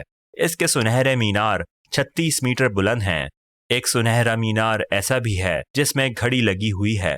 مزار کے اندر امام علی نقی علیہ السلام، آپ کی ہمشیرہ حکیمہ خاتون، امام حسن عسکری علیہ السلام اور ان کی اہلیہ نرجس خاتون کی آخری آرام گاہیں دیکھی جا سکتی ہیں۔ نرجس خاتون امام مہدی علیہ السلام کی والدہ کا نام ہے۔ امام حسن عسکری علیہ السلام 7 ستمبر سن 829 عیسوی کو مدینہ میں پیدا ہوئے۔ امام علیہ السلام کو وقت کے حکمرانوں نے جلا وطن کر کے سامرا بھیج دیا اور آپ واپس مدینہ نہ جا سکے۔ 30 جون سن 868 کو آپ کو زہر دے کر ہلاک کر دیا گیا۔ اس وقت آپ علیہ السلام کی عمر 40 برس کے قریب تھی۔ آپ علیہ السلام کے صاحبزادے امام علی الہادی علیہ السلام 5 دسمبر سن 846 عیسوی کو مدینہ میں پیدا ہوئے۔ آپ کو بھی سامرا میں اپنے ہی گھر میں نظر بند کر دیا گیا۔ آپ کی زندگی بھی مصائب و آلام سے بھرپور تھی۔ 3 جنوری سن 874 عیسوی کو جب آپ علیہ السلام کی عمر 28 برس تھی، آپ علیہ السلام کو خلیفہ کے حکم پر زہر دے کر ہلاک کر دیا گیا۔ آپ کو اسی گھر میں جہاں آپ علیہ السلام رہائش پذیر تھے اور جہاں آپ علیہ السلام کے والد بھی آسودہ خاک ہیں، دفن کیا گیا۔ آنے والے وقتوں میں یہاں امامین کی یادگار تعمیر کر دی گئی۔ دنیا بھر سے عقیدت مند اہل بیت کے ان جواہر کو خراج عقیدت پیش کرنے کے لیے یہاں آتے ہیں۔ نیلے گنبد کے نیچے تہ خانہ یا سرداب ہے۔ امام مہدی علیہ السلام اسی جگہ 28 جولائی سن 869 عیسوی کو نظروں سے غائب ہو گئے۔ قرب قیامت کی جو علامات عموماً بیان کی جاتی ہیں، ان میں سے ایک یہ بھی ہے کہ بدترین ظلم و بدامنی کا دورہ ہوگا جب اللہ تعالیٰ کے حکم سے آپ علیہ السلام ظاہر ہوں گے۔ آپ علیہ السلام کے بعد حضرت مسیح علیہ السلام کی آمد ہوگی اور آپ علیہ السلام حضرت عیسیٰ علیہ السلام کے ساتھ مل کر دنیا میں امن اور انصاف کو بحال کریں گے۔ سامرا دریائے دجلہ کے مشرقی کنارے پر واقع شہر ہے۔ یہ بغداد سے 125 کلومیٹر شمال میں ہے۔ یہ دنیا کا سب سے بڑا قدیم ترین شہر قرار دیا جاتا ہے۔ شہر کو خلیفہ المتوکل نے ازسر نو تعمیر و آباد کیا۔ اس نے شہر میں عظیم الشان محلات کی تعمیر کی حوصلہ افزائی کی۔ اس نے سامرا کی مشہور جامع مسجد بھی تعمیر کرائی، جس کے چکردار میناروں کی دور دور تک شہرت ہے۔ سن 847 میں تعمیر ہونے والی یہ مسجد کسی زمانے میں دنیا اسلام کی سب سے بڑی مسجد مانی جاتی تھی۔ اینٹوں اور گارے سے تعمیر کی گئی یہ مسجد 240 فٹ لمبے اور 160 فٹ چوڑے خطہ زمین پر قائم ہے۔ دیواریں 10 میٹر بلند ہیں اور ان کی موٹائی 2.5 میٹر سے زیادہ ہے۔ چھت 44 ستونوں کے سہارے قائم ہے۔ صحن کے چاروں جانب برآمدہ ہے۔ مشہور چکردار مینار المالویہ مسجد کے شمالی جانب 27 میٹر کی دوری پر ہے اور اس کی بلندی 52 میٹر ہے۔ کچھ مورخین کے مطابق یہ مینار خلیفہ معتصم نے یہاں اپنے عہد حکومت میں تعمیر کرایا تھا اور بعد میں خلیفہ المتوکل نے یہاں یہ مسجد تعمیر کرائی۔ سامرا سن 892 تک خلفاء کا مقام رہائش رہا اور خلیفہ متعدد کے زمانے میں یہ مرکز بغداد منتقل ہو گیا۔ شہر روبہ زوال ہونے کے باوجود اپنا وجود برقرار رکھنے میں ناکام رہا۔ المالویہ مینار کی چوٹی سے سامرا شہر کا نظارہ کیا جا سکتا ہے۔ یہاں سے امام حسن عسکری کا مزار العسکریہ بھی بخوبی دیکھا جا سکتا ہے۔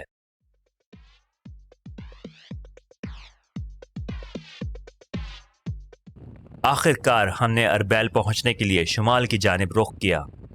یہ ترکی کی سرحد عبور کرنے سے پہلے عراق میں ہمارا آخری پڑاؤ تھا۔ عراقی کردستان کا دارالحکومت اربیل عراق کا چوتھا بڑا شہر ہے۔ اس کی آبادی 13 لاکھ نفوس پر مشتمل ہے۔ اس شہر کی تاریخ 6000 سال قدیم ہے۔ آج یہاں آبادی کی اکثریت کرد ہے۔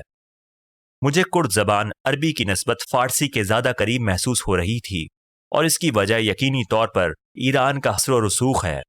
مجھے اس زبان پر ہلکا سا اثر ترکی زبان کا بھی محسوس ہوا۔ حروف تہجی بھی غالباً انہوں نے عربی کے بجائے فارسی سے مستعار لے کر مستقل اپنا لیے ہیں۔ شہر کی معیشت باقی ماندہ عراق سے کافی بہتر ہے۔ اربیل کا بین الاقوامی ہوائی اڈہ شہر کے قریب ہی واقع ہے اور عراق کا مصروف ترین ہوائی اڈہ ہے۔ اربیل شہر کا نام 3000 قبل مسیح کے مقدس صحیفوں میں جو سمیری تہذیب سے تعلق رکھتے ہیں موجود ہے۔ بعد میں اکادیوں اور اسودیوں نے اسے ارابیلا کا نام دیا، جس کے معنی ہیں 4 دیوتا۔ اور یہ شہر اشتار دیوی کی پوجا کا مرکز بن گیا جو اسوریوں اور اہل بابل کے لیے یکساں مقدس تھی۔ تاریخی حوالوں میں اس شہر کا ذکر اس زمانے سے ملتا ہے جسے ار شہر کا تیسرا عہد کہہ سکتے ہیں۔ البتہ اس کی واضح عظمت اسوریوں کے عہد وسطیٰ میں تسلیم کی گئی۔ ساسانیوں اور عباسی خلفاء کے عہد میں اربیل شہر عیسائیت کا اہم مرکز تھا۔